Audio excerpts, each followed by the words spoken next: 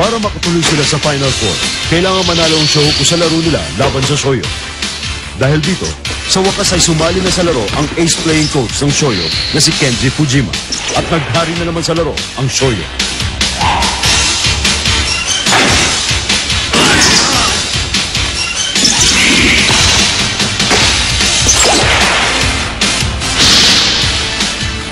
Nagpatawag ng timeout ang Shohoku at dahil sa sinabi sa kanila ni Coach Ansai, isinumpa ng Shohoku team na sila mananalo sa laban.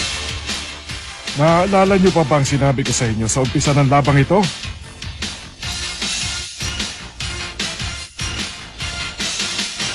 Opo, Coach. Malakas ang ating team! Magaling!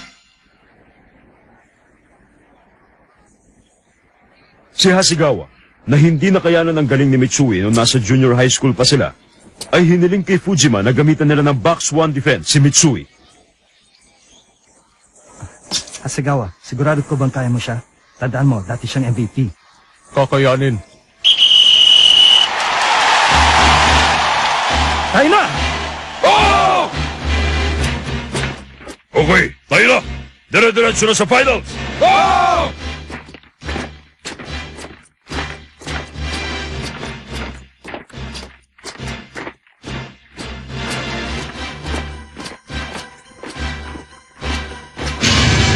Ang malaking problema ni Mitsui.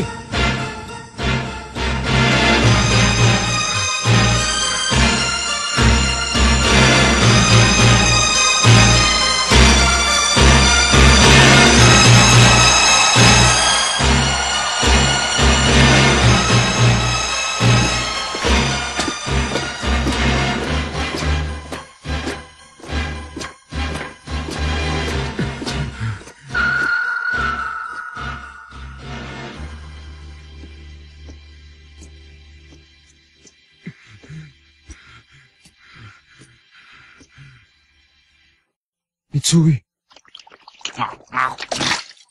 Hindi ko na kaya!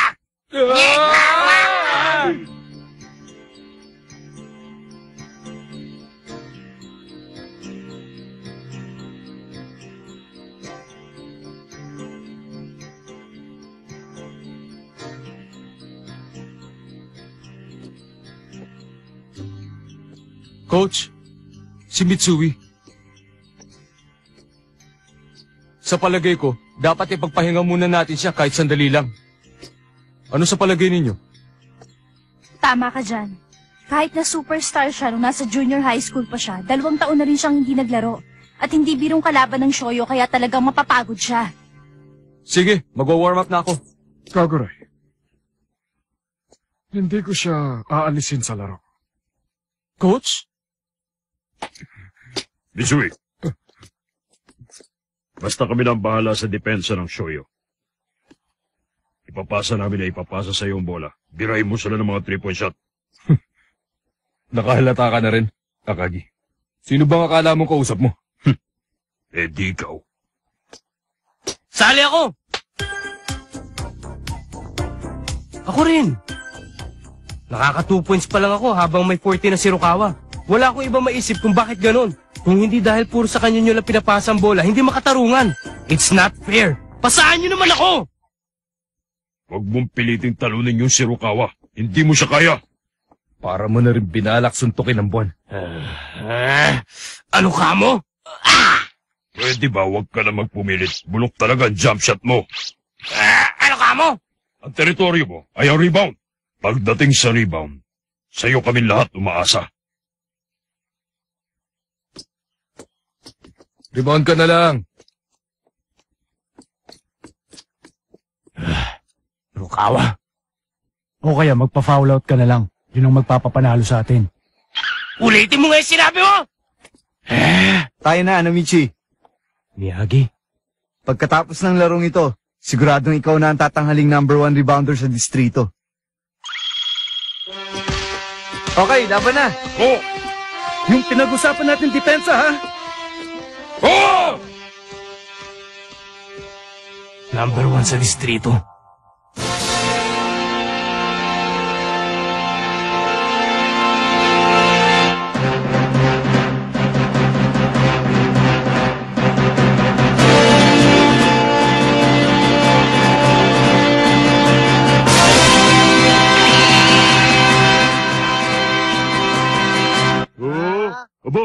kampante na naman ito sa hari ng yabang. Siguro binola na naman siya ni Miyagi. Baka tinawag niyo sang henyo.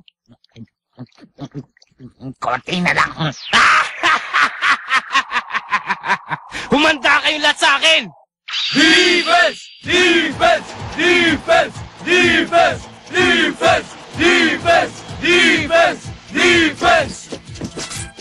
Ako nang bahala sa mga rebound. Kulang na sa 10 minuto! Ryota, huwag ka masyadong magmadali! Alright team, depensa!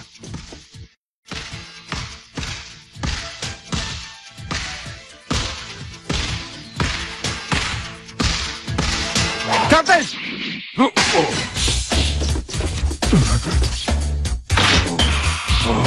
Akagi! Tatlong matatangkad agad ang nagbantay sa kanya. Kahit si Captain mahihirapan kung ganyan ang depensa nila. Mitsui! Ipakita mo hindi ka palaos. Mitsui! 3-point shot!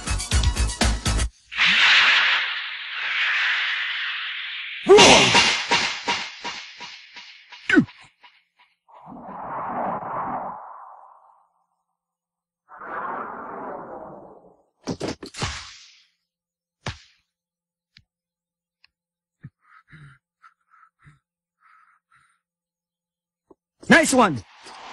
Nice block, Hasegawa.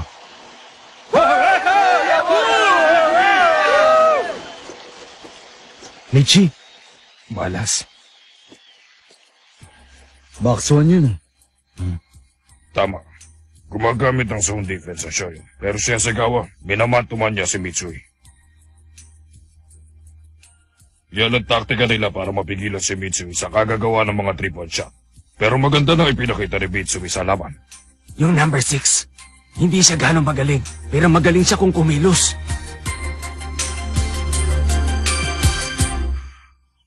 Hindi ko akalaing mapapapat si Mitsui. Habang tumatagal, nagiging seryoso ng laban. Sa puntong ito, wala na tayong magagawa kundi suportahan sila. Shoku! Shoku! Shoku!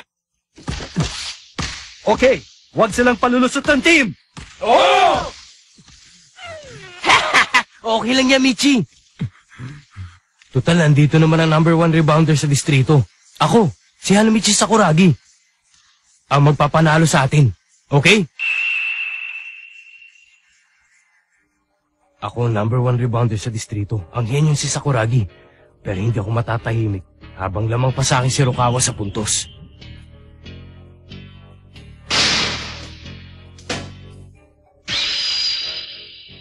Hindi biro ang gumawa ng 14 na puntos sa loob ng 9 na minuto.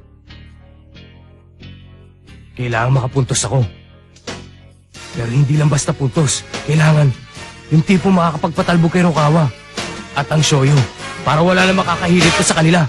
Kung ganun. Defense! Defense! Defense! Defense! Defense! Defense!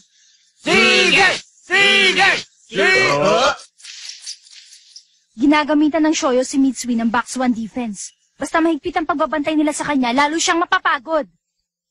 At saka, hindi pa siya ganong sanay na maglaro ng high school level na labanan nang walang pahinga. Hindi pa siya naglalaro ng 40 minutos na laro ng tuloy-tuloy. Iba ito sa mga laro ng junior high. Kailangan ng karagdagang lakas. Makinig kayo. Sina Sakuragi at Mitsui ang mga susi sa ating tagumpay sa larong ito. Sila na ang bahala. Ha?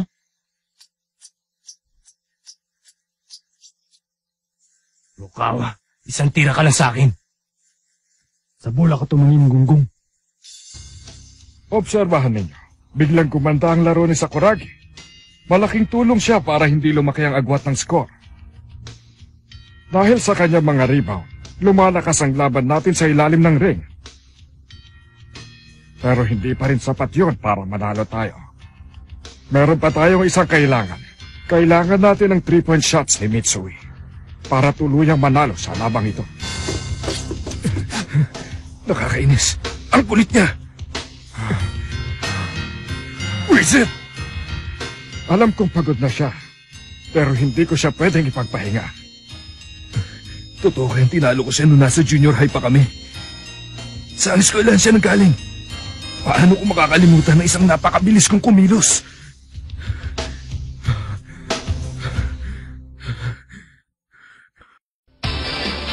Let's play basketball, guys. You feel like the wind when you've got the ball and go to the basket. Let's go for it. It's cool to be with your brothers.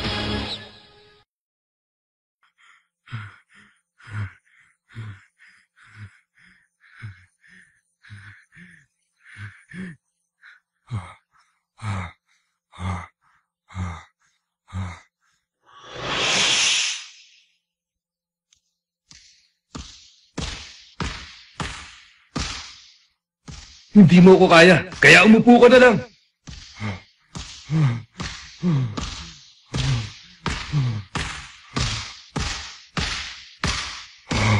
Malas. Malas. Malas.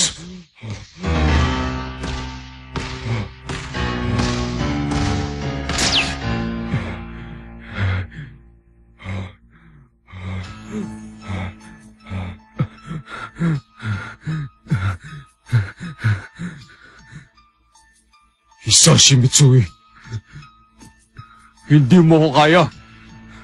Ano? Ano ka mo? Ngayon mo pa nakuha magpatawa, ha?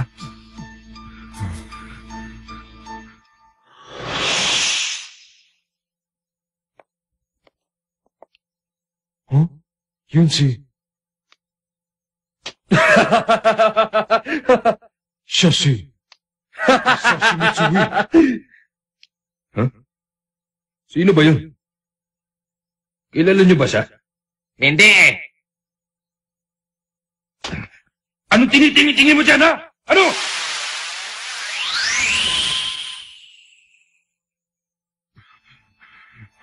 Hindi mo ko kayang talunin.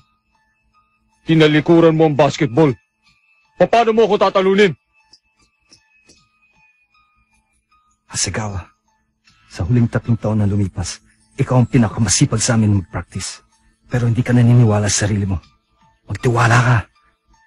Walang makakatalo sa'yo.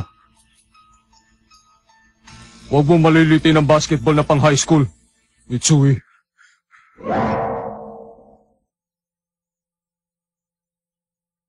Hindi mo ba alam? Siya si Hisashi Mitsui ng Takeshi Junior High. Dati siyang MVP. Alam ko, nakalaban ko na siya dati nung nasa junior high school pa kami. Hindi ko siya matalo nun. Lagi akong panis sa kanya. At saka ang galing niya kung sumot ng bola. Pero dati yun, siguradong laos na siya ngayon. Kumbaga sa sasakyan, kinakalawang na siya. Yung hindi siya makakalimang puntos basta ako magbabantay. Sino ka?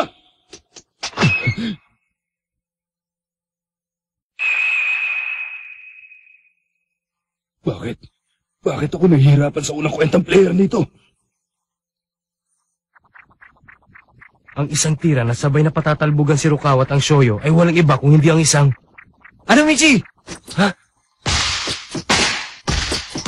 Isang slam dunk!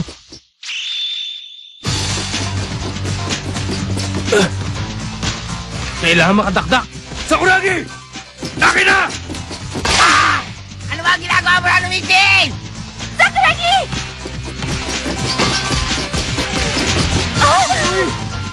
Ang yabang mo, narinig kita. Sabi mo hanggang 5 points lang ako kung babantayan mo ako. Alam mo ba kung nakailang puntos ako nung first half? Ano? Ilan? 5. Hanggang dyan ka na lang. Asa ka pa?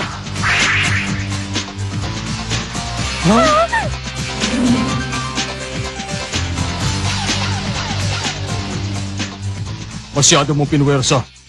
Kulang ka sa balanse. Wala yan. Rebound! Teritoryo ni Sakuragi! Si Sakuragi at Hanagata maglalaban para sa rebound. Sinong makakakuha? Si Sakuragi o si Hanagata? 197 centimeters si Hanagata. 188 naman si Sakuragi. Masyado malaki ang agwat. Doon pa lang kailangan mas mataas ng 9 centimeters ang itatalo ni Sakuragi kesa kay Hanagata. Kahit ano pa ang isipin namin, hindi namin mahulaan ang gagawin ni Sakuragi. Basta hindi ko siya kaya makapasok. Hindi ako maunahan ni Sakuragi. Hindi ka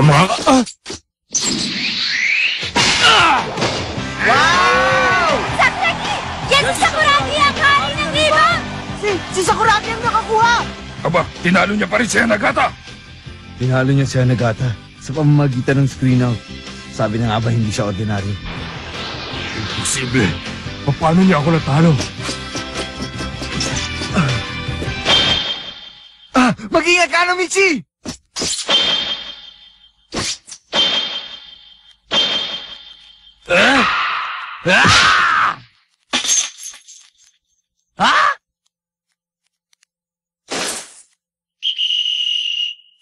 Offensive foul! Hanagata! White number 10! Hanagata! Hanagata! Apat na. Si Hanamichi Sakuragi! 4 fouls! Coach!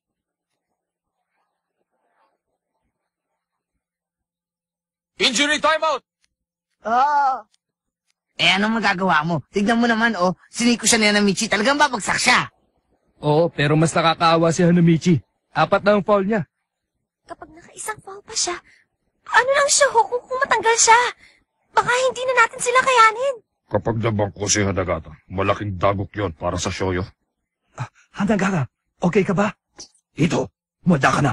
Oo. Mahihirapan kami kung mawala si Hanagata sa laro. Kailangan namin siya sa ilalim ng ring.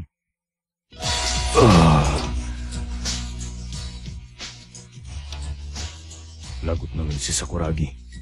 4 na foul niya. Hanagata! Diretso na tayo sa finals. Tatalunin na natin ang Shoku ngayon. Tara!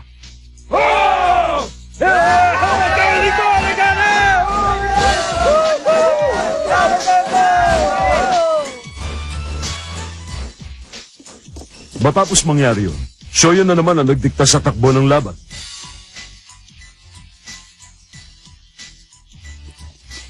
Samantala, namimiligro ang isa sa mga gwardya ng Shoku sa ilalim ng ring.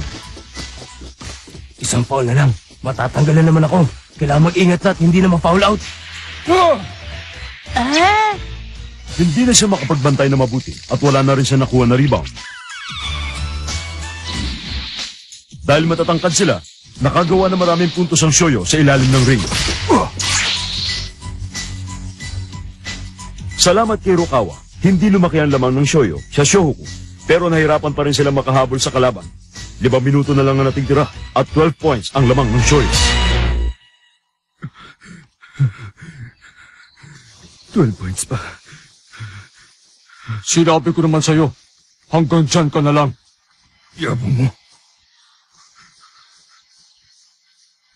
Mitsui, Sakuragi, konting tiis lang. Kayong dalawa ang susi sa larong ito.